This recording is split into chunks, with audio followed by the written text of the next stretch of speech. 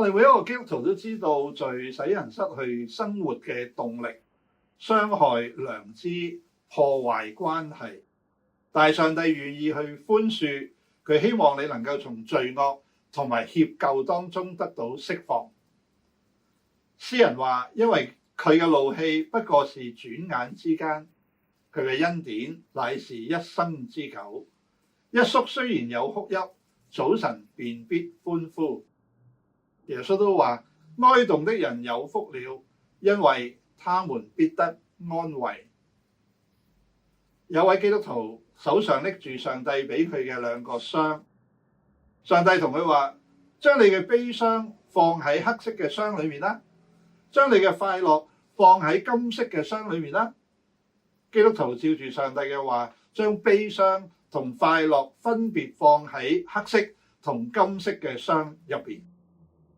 基督徒發覺金色嘅箱重量日日咁加增，黑色嘅箱依然故我，就好似第一日一樣咁輕。基督徒好好奇咁打開黑色嘅箱，想睇下點解會咁嘅。佢睇到黑色箱底有一個窿，原來佢嘅悲傷從箱底嘅窿流走了。基督徒莫名其妙就問上帝：我嘅悲傷去咗邊啊？上帝咪咪嘴，笑笑口咁同佢話：孩子，佢哋都喺我嗰度。基督徒就問上帝：點解你要俾兩個箱我，一個金色，一個黑色，但係黑色嗰個有個窿嘅？上帝好溫柔咁答佢：孩子，金色嘅箱係俾你數算幸福同快樂，黑色嘅箱俾你將你嘅悲傷、你嘅眼淚嚟到放手。原來上帝為我哋收集眼淚，目的係想我哋放手。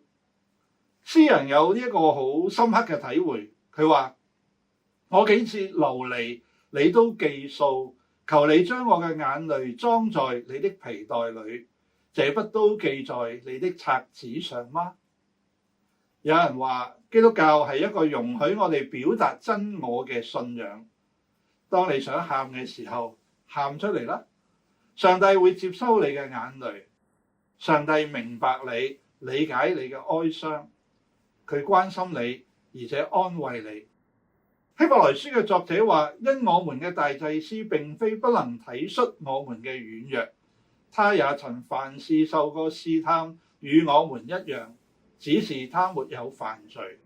所以我們只管坦然無懼的來到施恩的寶座前，為要得憐恤，蒙恩惠，作隨時的幫助。雅各亦都俾我哋好重要嘅提醒。雅各話：你們親近神，神就必親近你們。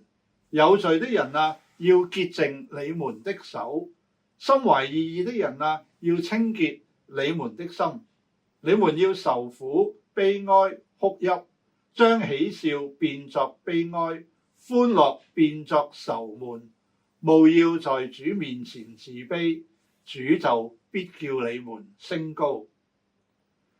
當你為自己嘅罪過感到後悔，為自己嘅痛苦哀慟嘅時候，你先至真正明白上帝嘅厚恩，而且完完全全咁感受同埋欣賞到上帝嘅寬恕同安慰。耶穌話：哀慟嘅人有福了，因為他們必得安慰。